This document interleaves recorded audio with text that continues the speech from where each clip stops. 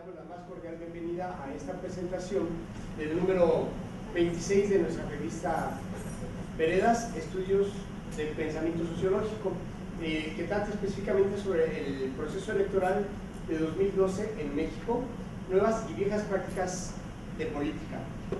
Como se pueden dar cuenta, la gente que ha venido haciendo el recorrido o el seguimiento de lo que es la revista Veredas puede constatar que en los números 14, en varios números de la revista, hemos estado trabajando el tema de las elecciones en México, básicamente, porque se puede decir que es una de las especialidades de nuestra publicación. Y en ese sentido ya muchos de nuestros académicos del Departamento de Relaciones Sociales, no solo del Departamento de Relaciones Sociales, sino también de Política y Cultura, Educación y Comunicación y Producción Económica, es decir, de la División de Sociales, trabajan muchísimo esta temática. Para eso nos acompaña el día de hoy el coordinador de la licenciatura en Sociología, Alfonso León Pérez, que es uno de los autores de este número, el doctor Agustín Porras, maestro Agustín Porras, que es de nuestro Departamento de Educación y de Relaciones Sociales, y también nos acompaña la doctora Guadalupe Pacheco, que iba a hacernos, también es autora de uno de los artículos de este número de la revista Veredas, pero se encuentra enferma de la garganta y no nos va a poder dar sus palabras, sus comentarios, pero bueno, está aquí con nosotros para cualquier cosa que se pudiera hacer, un tipo de pregunta o algo. Le agradecemos a la doctora su presencia y no sé quién quisiera empezar.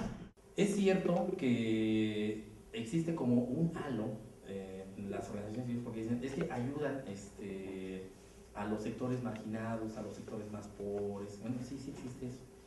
Pero también existen organizaciones civiles que pues, ayudan a los ricos, ¿no? Los que tienen muchos recursos, o ayudan a los empresarios. O sea, para cada sector social existen un grupo o un número de organizaciones civiles que les ayudan. En el caso de los partidos políticos, en los últimos años se ha registrado un vínculo muy fuerte con estas organizaciones civiles. Pasa de dos maneras. Una, los políticos una vez insertos en la Cámara de Diputados, en la Cámara de Senadores, en la Asamblea, como jefes delegacionales, presidentes municipales, crean organizaciones alternas, ¿no? Y a estas organizaciones les hacen llegar recursos, monetarios obviamente, ¿no? Otra, los partidos políticos crean sus propias organizaciones. ¿Con qué objetivos? Para generar capital político. El IFE, curiosamente, tiene registradas algunas de esas organizaciones civiles. Entonces, ¿de qué estamos hablando? Evidentemente, de organizaciones que están generando capital político para los partidos políticos. Ahora, es también muy curioso porque las últimas encuestas, las famosas ENCUP, incluso las de este último año, la del año pasado, señalan que los ciudadanos en México cada vez ven con mayor desapego a los partidos políticos. No confiamos en los partidos políticos, ¿no? Entonces, los partidos políticos, por un lado, se están aliando, están creando sus propias organizaciones civiles, cada vez está la gráfica va así, y también los partidos políticos, digamos, son denostados por los propios ciudadanos. Evidentemente, ¿por qué? Pues porque no tienen buenos resultados, porque la gente que llega a los partidos políticos se enriquece, bueno, todo lo que nosotros ya sabemos, ¿no? O más o menos sabemos. Entonces, el sentido del artículo que está presente en la revista va por ahí, ¿no? También abocamos un poco a lo que fue, lo que es todavía el movimiento 132, Morena, parte de esta especie como de movimientos sociales, movimientos civiles, que, digamos, mostraron muchos de los elementos que parecía que la elección ya estaba muy decidida, muy perfilada. Sin embargo, gracias a estos movimientos, a esta organización ciudadana, social, a lo mejor con ciertos sesgos, pero se pudo manifestar ciertas diferencias, ¿no? Que no todo iba a ser tan fácil, digamos, como para el PRI y el Partido Verde, que era como se estaba pintando, ¿no? ¿Qué se demuestra, comparte en este artículo? Que la organización social, bien administrada, perfilada, con objetivos claros, sí puede ser importante y trascendente para los movimientos civiles, ¿no? La otra, esto lo saben también los partidos políticos. los partidos políticos han aprovechado parte de este andamiaje y también el andamiaje institucional para copar ciertos sectores, ciertas colonias, y principalmente ahora, eso lo vamos a ver sobre todo en el estudio de caso del PRD en Tlalpan, Xochimilco, a los jóvenes. Entonces, parte de las estrategias que tienen los políticos es ir abonando capital político de las nuevas generaciones, precisamente quienes, los jóvenes, ¿no? Esto ya no aparece aquí, va a aparecer en otro artículo, ¿no? En un futuro. Ahora, no puedo hablar muchos de los otros artículos, sin embargo, puedo decir también que fue un gran acierto que la doctora Guadalupe Pacheco fue la primera en abrir la revista por todo el historial y el bagaje que tiene para contextualizar las elecciones del 2012. Otros temas que a mí se me hacen muy interesantes fue el movimiento del hashtag 132, los movimientos de los jóvenes, la crítica hacia el Estado, hacia el sistema político, hacia Jaime Osorio, el papel de los medios de comunicación, qué papel realmente están jugando o jugaron, tienen los dados cargados hacia ciertos partidos, hacia ciertos actores. Ellos van a decir, no, claro que no, nosotros aquí somos muy democráticos, a todos les damos los espacios. Pues sabemos que no, eso no es cierto. Ellos también hacen una apuesta política, pero apoyan a todos, pero no de la misma manera, eso lo sabemos. En un gobierno democrático, entre comillas, como el de México, tiene ciertos sesgos en su calidad y en sus resultados. Digamos, un poco creo que también va hacia allá el sentido de la revista, ¿no? Bueno, creo que lo puedo dejar aquí, algo que, y ahorita podemos comentar otros elementos, ¿no? Sí, a mí me gusta mucho lo que estás comentando porque, miren, para nosotros como sociólogos es muy importante ver cómo convergen dentro de las cuestiones electorales un cúmulo de factores precisamente sociales muy importantes. Ya lo decía Alfonso hace un momento, ese número de la revista me parece que tiene un acierto muy grande también en el sentido de que se hace un análisis respecto de lo que es la figura del Estado por dos profesores, no solo por dos profesores, pero dos profesores significativos en el Departamento de Relaciones Sociales, por un lado Jaime Osorio y por el otro lado también está Gerardo Ábalos, que hacen un análisis respecto de lo que es el Estado en México, pero no solo eso, cómo interactuar, el trabajo que hace Alfonso, pero el trabajo que hace también Mario Ortega respecto del movimiento Yo Soy 132. Mario también es autor a ver si al rato nos dices algunas palabras respecto de tu artículo en este número de la revista, Mario, porque él no solo fue participante en Yo Soy 132 académicos, sino que estuvo muy involucrado también en todo el movimiento estudiantil, ahora sí que apoyando en lo que se puede a los jóvenes, precisamente, y ver cómo los movimientos sociales, lo que decía Alfonso en un momento, hace un rato, cómo los movimientos sociales tienen impacto, pueden influir en lo que son las elecciones, y ya el trabajo más especializado, por ejemplo, también respecto de cómo se da la relación entre pobreza, lo que es la georreferencia, pero también cómo se da la relación entre la pobreza y los votos, cómo en los lugares más pobres del país, por ejemplo, es un trabajo que hace el doctor Sergio de la Vega Estrada, cómo en los lugares más pobres de nuestro país es que se dan los votos más fácil, lo que nosotros podríamos ver que es la compra de votos hacia el PRI o el Partido Verde Ecologista de México, y en general el número abarca muchas de las relaciones que tienen las elecciones con diferentes temáticas de la sociología. Quiero darle la palabra al maestro Agustín Porras, que es autor también y fue parte de los que dirigieron este número de la revista. Sí, con coordinador de este, con Cristina José Luis Cepeda, Cristina Pisonia, por favor. Bueno, esta cuestión que aparece en el artículo que presentamos Luciano Concheiro, Patricia Couturier, Alberto Ortiz y yo, para este artículo se denomina IFE, institucionalidad trastocada, ¿no? El proceso electoral.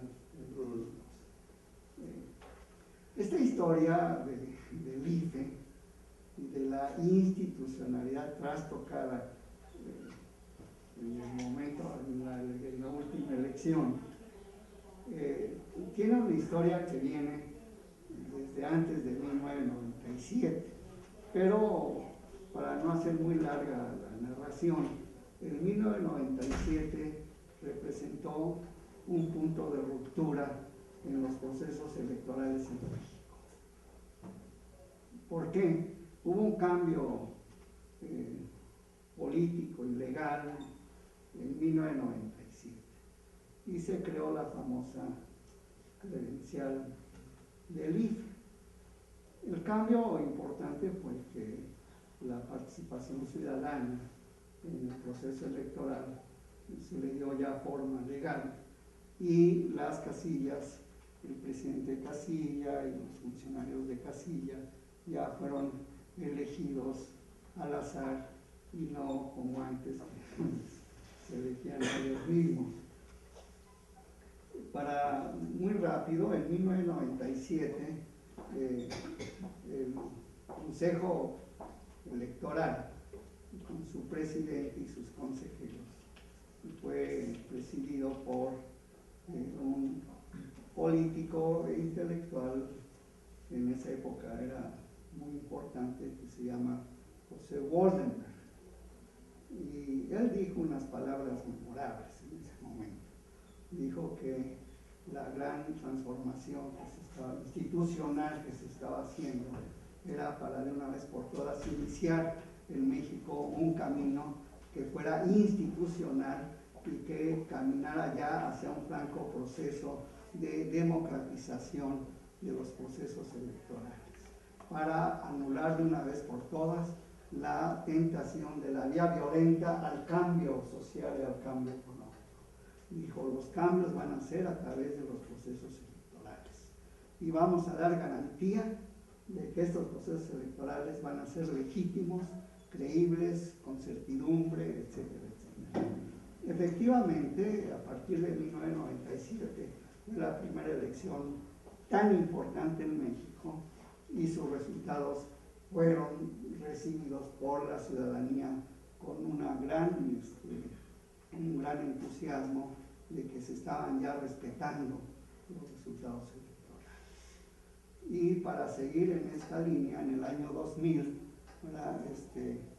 inicia lo que se llamó la alternancia en el poder y es elegido el PAN, ¿no? Con mucho entusiasmo, y se le llamó y se inicia, dice, la transición democrática. Eso fue en el año 2000.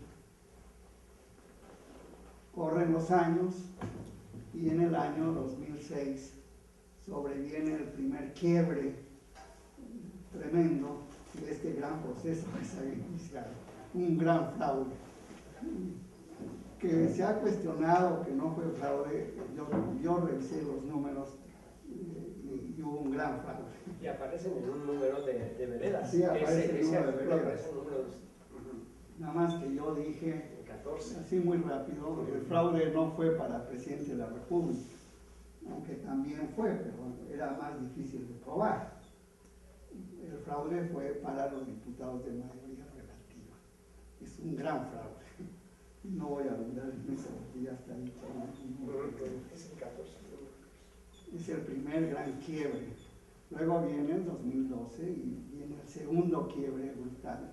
Y ahora con un aparente proceso legítimo en la emisión y cuenta de votos, pero totalmente ilegítimo en su desarrollo el día de la elección y mucho antes, ¿no? Se recurrió a todo tipo de situaciones para cargar la balanza hacia el candidato que tenían en mente, que era Peña Nieto. Y una parte de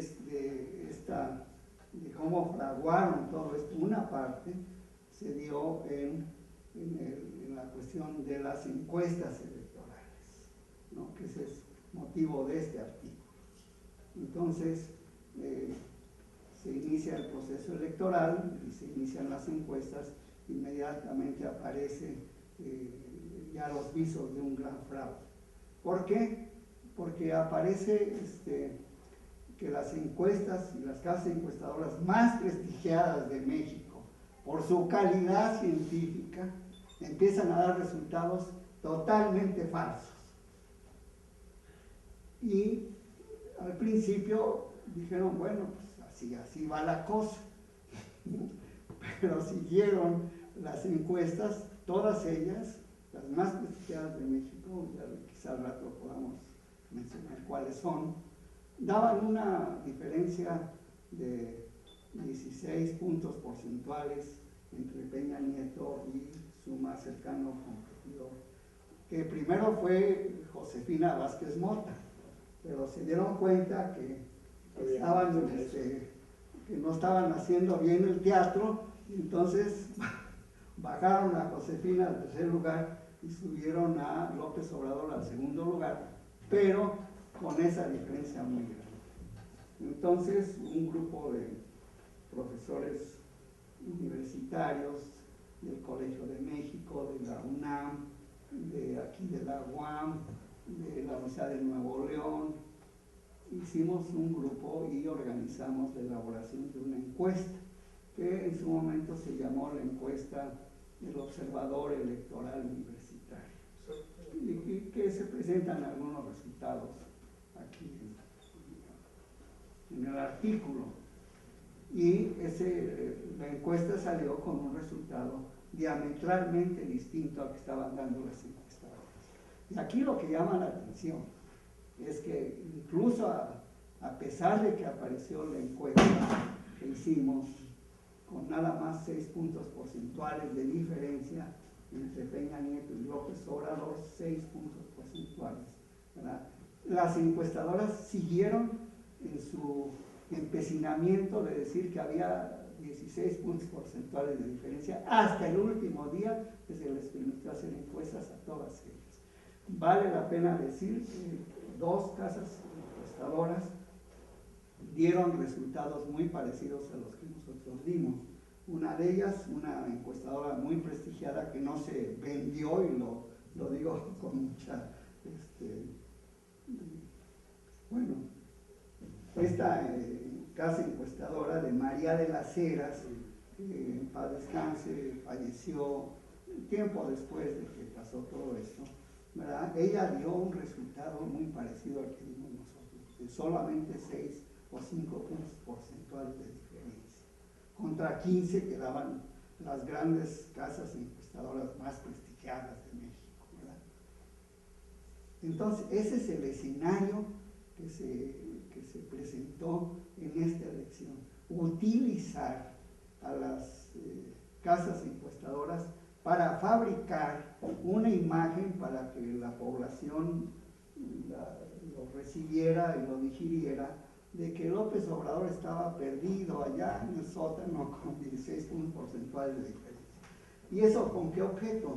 De fabricar en la opinión pública la idea de que ¿para qué vas a votar por López Obrador, compadre? Si ya está perdido, utiliza tu voto razonablemente, que es lo que se ha dado en llamar el voto útil, que se utilizó mucho en la elección de Madrazo, cuando Madrazo perdió la elección, cuando se hizo el fraude, ¿verdad? Entonces, eso fue lo que pasó. Ahora, ¿por qué el IFE, ¿verdad?, aparece en este escenario como una institución que presenta problemas con esto? Porque el IFE, entre sus atribuciones, tiene regular, ¿verdad?, y vigilar el asunto de las encuestas de opinión pública política. Y el IFE dice, en los aspectos reglamentarios, legales, ¿verdad?, dice que el IFE tiene la atribución de que le entreguen al IFE las encuestas que se realicen para que el IFE revise que están cumpliendo con los criterios científicos. Cuando se hizo esa reglamentación, se hizo con el espíritu de que una institución, el país, del Estado, no debe intervenir en las cuestiones científicas, lo cual es muy correcto, porque si no caeríamos en el Estado staliniano, en donde Stalin era el Estado y decía lo que se podía publicar y lo que no se podía publicar, y lo que tenía carácter científico o no lo tenía. Entonces, efectivamente, aquí se cuidó el IFE de no decir que iban a revisar el carácter científico, porque la ciencia no es revisable por una institución gubernamental, ni mucho menos. Pero la ciencia sí tiene una revisión que es muy precisa, que es la competencia. Es decir, si yo hago una encuesta y digo que cumple con todos los requisitos científicos y otra institución lo hace y otra más lo hace y aparecen 10 encuestas que dicen que utilizan carácter científico para realizar la encuesta y todas esas casas encuestadoras dan los mismos resultados, dice uno, pues es que así es la ciencia, pero aparece una encuesta de María de las Heras, la que hicimos nosotros, que contradice a las otras. Entonces, se cae por tierra, ¿verdad?, la idea de que las otras casas encuestadoras estaban realizando su trabajo con carácter científico. Y la mejor prueba del carácter científico de una encuesta probabilística es su poder de predicción. La ciencia tiene dos grandes criterios para validar la certeza y la veracidad de las afirmaciones que hace. Una es poder pronosticar y proyectar, ¿verdad?, los resultados de la investigación. Si logra eso, entonces ese es un criterio de validación científica. Es decir, va a pasar tal y tal cosa de esta manera, y pasa el tiempo y pasa exactamente como se dijo, ese es un criterio de validación. El otro criterio ya es en el mismo andamiaje estadístico y teórico de armazón de un cuestionario y todo esto, ¿verdad? Es criterios. Entonces, aquí lo que pasó es que se utilizó el prestigio que tenían las casas encuestadoras, que tenían un carácter científico, para validar una falsedad, que López Obrador estaba muy lejos de Peña Nieto y que no tenía caso que votaran por él, ¿verdad?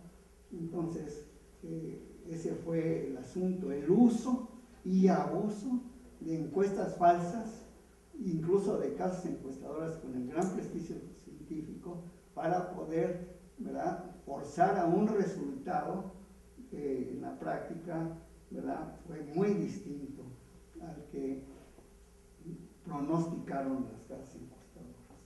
La diferencia en el resultado electoral final que le dio el triunfo a Peña Nieto fue de 6%. La encuesta que nosotros hicimos y que pronosticaba que iba a ganar Peña Nieto fue de 6%. El pronóstico que hizo María de las Heras, que en paz descanse, fue de 6%. Dos casas encuestadoras dieron exactamente, pudieron estimar con exactitud lo que iba a pasar. Y pasó. ¿Y por qué pudieron hacerlo? Porque su carácter fue científico. Y entonces todavía después de que pasó esto, el IFE, ya con esto termino, si no voy a alargar mucho y después podemos seguir calentando. Después que pasó esto, el IFE salió con un comunicado diciendo que las casas encuestadoras habían engañado al pueblo de México y que debían de pedirle una disculpa a la ciudadanía por haberle dado resultados falsos. Entonces, esto fue una bomba, porque el IFE diciendo que las casas encuestadoras hicieron mal su trabajo. Pero una semana después volvió a hacer un comunicado del IFE diciendo que no, que las casas encuestadoras estaban muy bien y que hicieron bien su trabajo, pero que hay imponderables en donde los resultados pueden fallar. Sí, puede fallar una casa encuestadora como la de GEAISA, que a todas luces es una casa encuestadora que no tiene ningún criterio científico y simplemente se aboca a machacar el resultado que le conviene. Pero otras casas encuestadoras supuestamente tienen gran prestigio, como Parametría, como Roy Campos, que tiene Mitoski, que es la casa encuestadora de Televisa, pésimos resultados. Y luego Roy Campos escribió un artículo, ya después de todo este alegato, tratando de argumentar que sus resultados pues, no dieron con el que pasó, pero que su trabajo estaba bien hecho. ¿Cómo es posible que un científico pueda decir que su trabajo está bien hecho, ¿verdad? Si él sabe que está mal hecho, ¿verdad? Cualquier encuesta, como la de María Las Heras, como la que hicimos nosotros, que siguió un camino científico común y corriente, pues llegaba al pronóstico que ocurrió, 6% de diferencia, ¿verdad? Entonces, la historia del IFE, entonces, el problema del IFE es que también en esta encuesta, además de otros problemas que tuvo muy serios, además estuvo moviéndose de forma muy desasiada, es la palabra, en el asunto de las casas encuestadoras, ¿no? ¿Verdad? Entonces, y aquí viene lo que nos va a platicar, yo creo, el maestro Steino, ¿verdad? Esta fabricación falsa que hicieron las encuestas, todas en conjunto, para machacar un resultado. No es que las casas encuestadoras digan, aquí está mi encuesta y que salga publicada en un diario. No, esa encuesta cae en manos de los formadores de opinión pública, que son verdaderos hacedores de una formación falsa de la conciencia social del pueblo de México. Si algo podemos decir, y lo puede corroborar no, es que los medios de comunicación social en México, ¿verdad?, están propiciando, ¿verdad?, una deformación ideológica y política del pueblo de México. Y solamente pocos autores tienen esta posición. Bueno, el movimiento de Yo Soy 132 empezó con este alegato.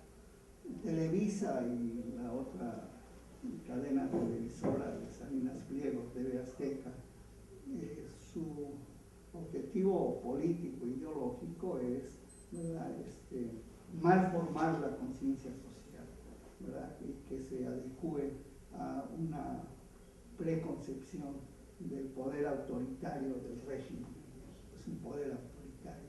Los procesos democráticos están lejos de poder realizarse y utilizan la deformación de la conciencia social, que es el caso que nos ocupa de las encuestas utilizadas en los medios de comunicación, porque si uno siguió la cuestión del proceso electoral y las encuestas, pues en todas las mesas de opinión de Zuckerman, de Loto y de más allá, eran verdaderos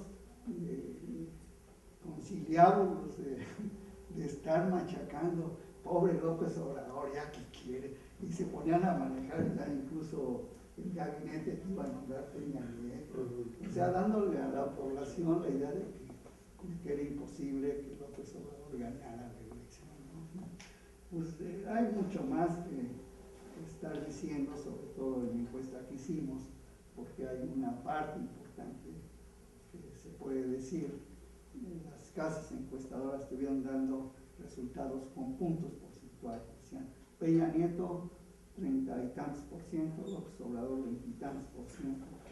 Las encuestas no dan puntos porcentuales, las encuestas dan intervalos. O sea, Peña Nieto se mueve entre tal porcentaje y tal porcentaje, y López Obrador entre tal porcentaje y tal, y hay un traslado.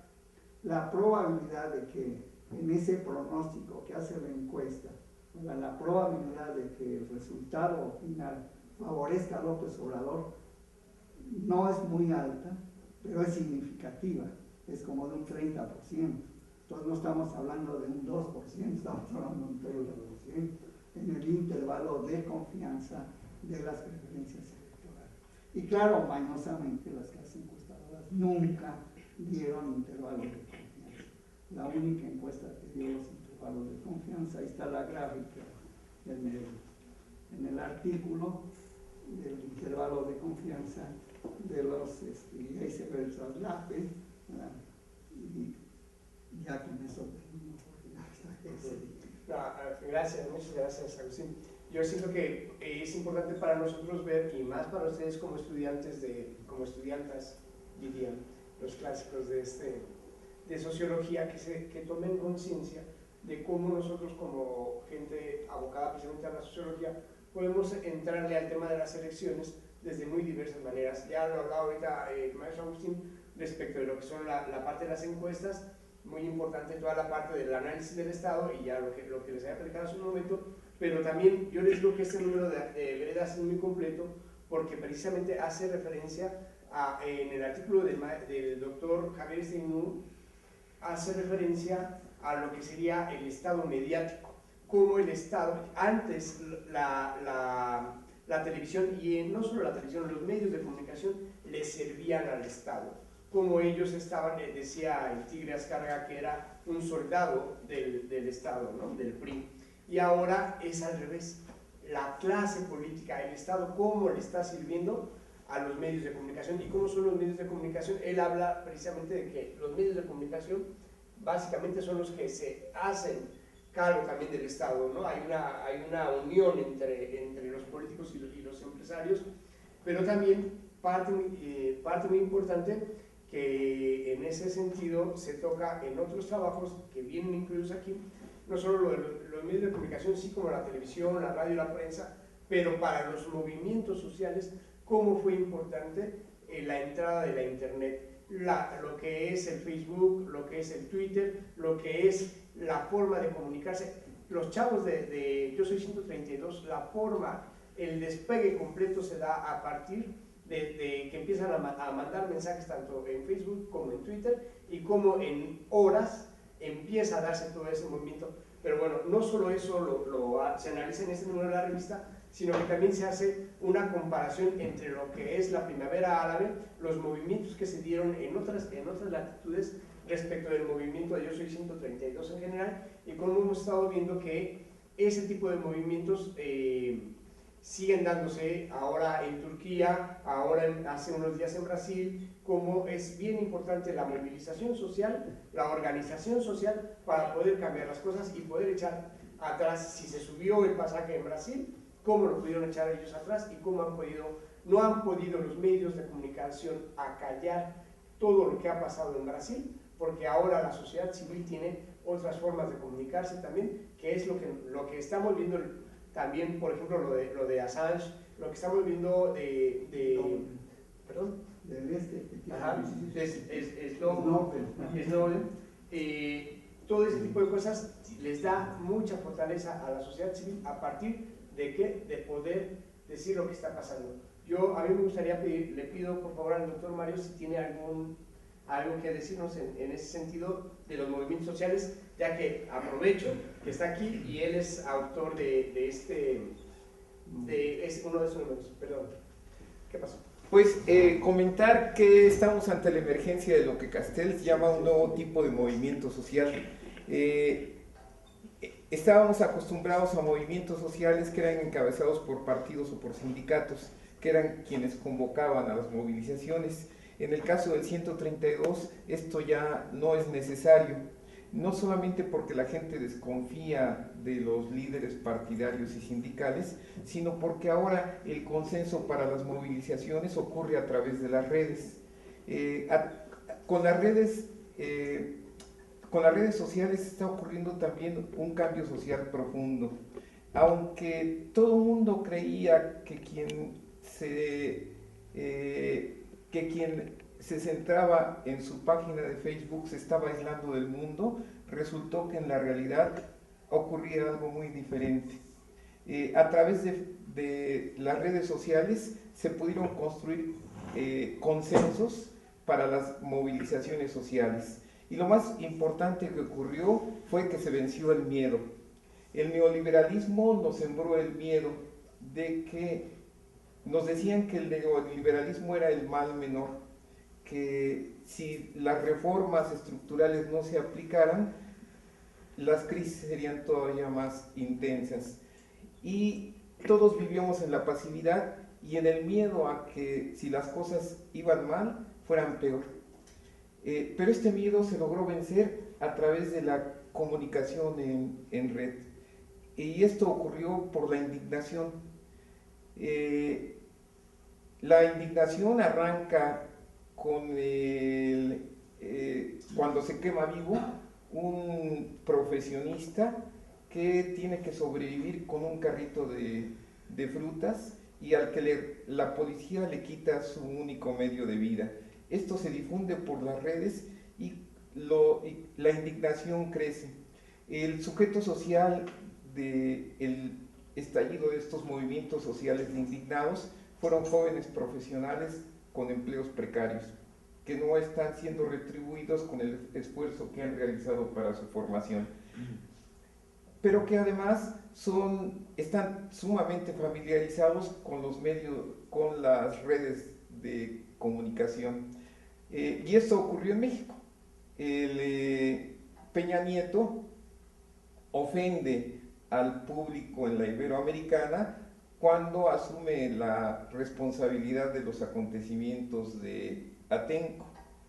Y no solo eso, sino que el presidente del PRI acusa a los asistentes al evento de no ser estudiantes. Los estudiantes de la Ibero se indignan y la manera natural de indignarse es expresar lo que sientes en Facebook y hacen un video casero, y este comienza a difundirse de manera ampliada en las redes. De tal manera que estallan manifestaciones en donde nunca hubo una convocatoria formal. De momento, como en un flash mob para ir a una fiesta, los jóvenes comienzan a aglutinarse y aparece entonces un movimiento tan poderoso que fue capaz de realizar un debate entre los candidatos presidenciales, al cual no asistió el candidato de Televisa y TV Azteca. Cuestionó también el poder de las televisoras y el descrédito se generalizó. El movimiento se ha inhibido, pero las redes ahí están tejidas. Cuando un pescador llega a la mar, lanza su red. Y cuando un pescado entra, jala el cordón y todos los nodos de la red se aglutinan. Toma el pescado y vuelve a dejar la red abierta. En ese momento estamos. La movilización permanente es imposible, todo el mundo tiene que seguir su vida cotidiana, pero la red está tendida. En el momento en que vuelva a suceder un acontecimiento donde los políticos indignen a la población mexicana, la red va a volver, se va a volver a apretar sus nodos. Entonces, para nosotros los sociólogos es muy importante lo que ocurrió, porque nos abre todo un nuevo campo de estudio, porque la teoría que teníamos acerca de los movimientos sociales hasta antes de 2011 ya no es suficiente para explicar lo que está ocurriendo ahora, donde en Brasil las movilizaciones ya suman al menos 1 millón de personas, y donde ya no hay partido, ya no hay sindicato, ya no hay líderes, la relación es horizontal y la movilización se logra a través de la comunicación en red. Y bueno, la invitación es a que ustedes, que sí saben usar las redes, mientras que a nosotros se nos dificulta, profundicen en este objeto de estudio. Gracias. Gracias Mario. Las líneas normativas entre las organizaciones civiles y la ascensión del gobierno, yo creo que son muy delgadas. sí se parte de una buena fe. Existe toda una experiencia sobre esta sociedad civil participativa, inclusiva, democratizadora, etc. Pero también estas organizaciones civiles, como son un nodo que se comunica, digamos, de manera muy rápida con la sociedad, porque ya tienen los mecanismos para comunicarse con sectores sociales, pues son utilizados. Tienen un talón de Aquiles las organizaciones civiles, que son los recursos económicos. Bueno, como carecen de esos recursos económicos, pues es muy fácil para ellos decir, miren, ¿saben qué? Se va a abrir una convocatoria por parte de CDSOL con esas características. Si tú tienes esto, vas a poder participar y está bien, ¿no? Digamos que ahí no pasa nada, porque pues, finalmente hay un bien público para cierta población y también para la organización civil. El problema es que los funcionarios públicos, aprovechándose del andamiaje institucional y normativo, promueven organizaciones civiles, crean organizaciones civiles para llegarse de recursos, ¿no? Pero no hay forma de controlarlo. O sea, no existe una norma que diga, a ver, tú como funcionario público no puedes crear una organización civil, porque además, digamos, si existe esa norma, tú lo puedes crear con otro nombre, hay prestanombres. Una forma o un mecanismo para parar un poco, digamos, o parar un poco o frenar a López Obrador cuando, es decir, bueno, es que aquí hubo un fraude, hubo anomalías, no está todo tan claro, pues, sí. Entonces le dan a El Universal información clasificada, porque no puede ser de otra manera. Dicen, mira, usted, señor López Obrador, a través de esas organizaciones civiles hacía llegar recursos del gobierno del Distrito Federal. Es muy claro. O sea, no solo lo hace López Obrador, lo hace el PRI, lo hace el PAN, por supuesto. Entonces, digamos, durante muchos años se han aprovechado de este andamiaje, ¿no? ¿Cuántos recursos han utilizado? Ni idea. Porque como son cuestiones, digamos, privadas, porque una organización civil es privada, en realidad una organización civil, una ONG, sí es sí puede considerar como una empresa, digamos, social, sus fines son sociales, digamos, no producen mercancías y no son fábricas, pero sí producen, digamos, de alguna manera, son privadas, tienen ese carácter privado, por eso su figura legal. No hay forma de entrar a ellas, a menos que las denuncien, a menos que tengan los recursos o los documentos, ¿no? Que en este caso fueron los de las organizaciones civiles, digamos, afines, entre comillas, a López Obrador o al movimiento de López Obrador. Pero el PRI, por supuesto, que también las tiene. ¿Qué se puede hacer? Evidentemente avanzar en la norma, o sea, ir con los eruditos de las normas, de las reglas, de las leyes, pero eso entonces también pondría en entredicho a las organizaciones civiles que sí ayudan, que sí fomentan el desarrollo social. Es muy difícil, no se podría, creo, hasta ahorita, ¿no? Ahora tendría que hacer, pues, evidentemente, entonces sí perseguir a esas organizaciones civiles, darles un seguimiento muy puntual, pero eso es algo que no hace el gobierno. O sea, el gobierno nada más se encarga de decir, a ver, señores representantes de las organizaciones civiles, hay esos recursos a través de estas convocatorias, se les otorga, me tienen que entregar estos documentos para yo probar que hicieron bien el trabajo, nada más. Si lo hicieron bien, mal, más o menos, eso ya no les importa. Así es el gobierno, regularmente. No hay un seguimiento a las acciones. Ese es también otro talón de Aquiles que tiene el gobierno hacia ciertas organizaciones civiles. Si estamos hablando del nivel federal o del ámbito federal, que ha avanzado más. En los estados, municipios y bueno, habría que ver también el caso de las cooperativas, ¿no? Que también por ahí ya está saliendo, ¿no? Las cooperativas que van a recibir recursos de las delegaciones y que pues cómo van a aprobar esos recursos, qué están haciendo. Bueno. A mí me parece también que en ese tema, Arturo, es muy importante la participación otra vez de nosotros como ciudadanos, la participación de la gente. Yo estoy completamente de acuerdo en que la mayoría de los partidos políticos hacen ese tipo de triangulación de los recursos, pero también te puedo decir que como participante de Morena, yo aporto el dinero a Morena y sé que es dinero que se va a ir hacia las finalidades de lo que viene a ser el movimiento político. Es decir, como ciudadano estoy sustentando económicamente la participación de López Obrador en eso, ¿no? Y no dudo que hubiera otro tipo de triangulación de los recursos, ¿no? Pero sí me parece bien importante que nosotros como ciudadanos, como sociólogos, estemos atentos de hacer la diferenciación, porque algo de lo que dice Jorge es de lo que platican los dos, desde mi opinión, es muy importante cómo nosotros somos quienes debemos hacer la diferenciación de a qué organización civil, a qué ONG apoyamos y a qué otra le guardamos, con qué otra guardamos distancia, ¿no? Porque tienes razón, la actitud de una, la forma, la actuación de unos empaña muchas veces a muy buenas organizaciones civiles y hay que hacer ese tipo de separación, de deslinde, exactamente. Perdón, maestro. No, no hay cuidado. Bueno, la pregunta es si en la Universidad Autónoma Metropolitana hay equipos ya formados de científicos que son capaces de diseñar y elaborar una encuesta de opinión pública, política, ¿verdad?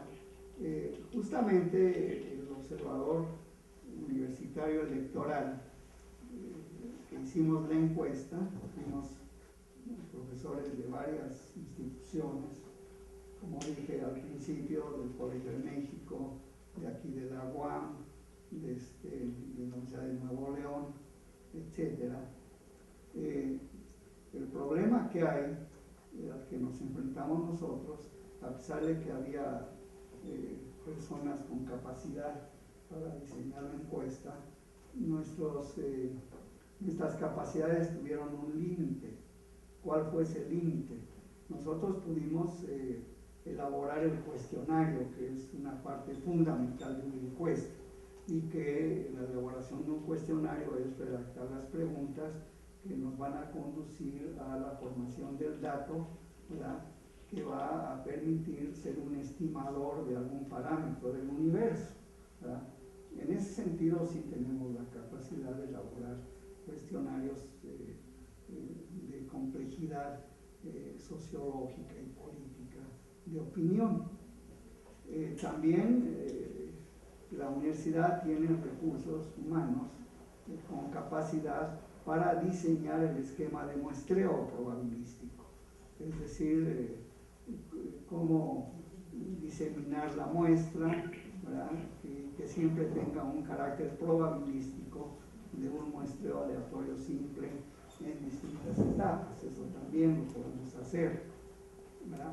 Pero ya el trabajo de campo y la formación de la base de datos ya es una complejidad que la universidad no tiene esa capacidad, porque ir a campo significa que si apareció seleccionada una unidad de muestreo en un lugar, ¿verdad?, nosotros seamos capaces de ir a ese lugar con un equipo de encuestadores, ¿verdad?, que van a aplicar el cuestionario. Esa capacidad no la tenemos. ¿Y por qué no la tenemos? Porque es una práctica que se va adquiriendo, la capacidad esa se va adquiriendo con los años. Entonces estuvimos deliberando qué íbamos a hacer para ir a campo y contratamos a un encuestador de mucho prestigio y que curiosamente él no había participado en la elaboración de una encuesta para la elección de opinión. Entonces él accedió a hacernos la encuesta, ¿verdad?, y ya negociamos con él el diseño del cuestionario y el esquema de muestreo. Él nos presentó un plan de muestreo.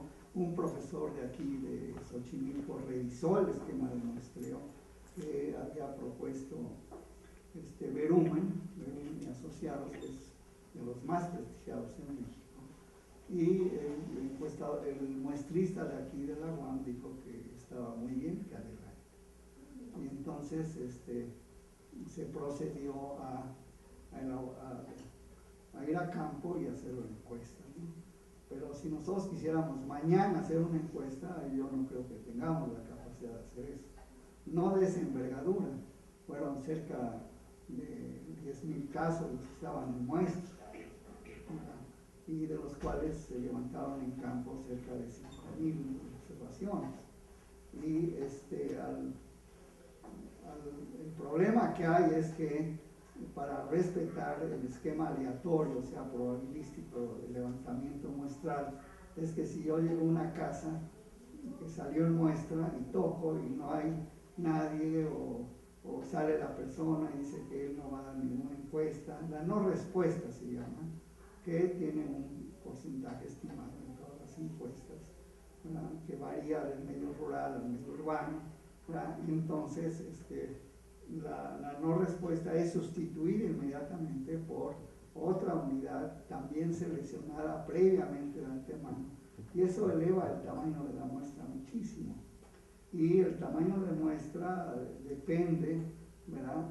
El costo de la encuesta depende del tamaño de muestra. Entonces es cierto que hay técnicos en la universidad, pero los recursos son limitados, no vamos a poder elaborar una encuesta que cueste 3,5 millones de pesos. ¿Quién va a dar eso? Esos recursos. Y aunque los diera, ¿quién va a preparar al personal de campo?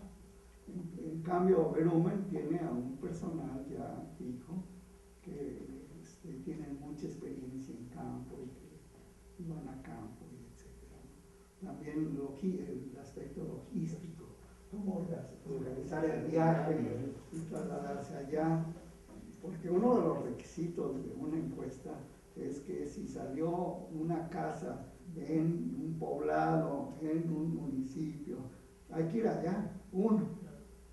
Lo que hacen los encuestadores es, ¿cómo voy a ir allá? Me va a costar tanto. Y lo sustituyen por otro.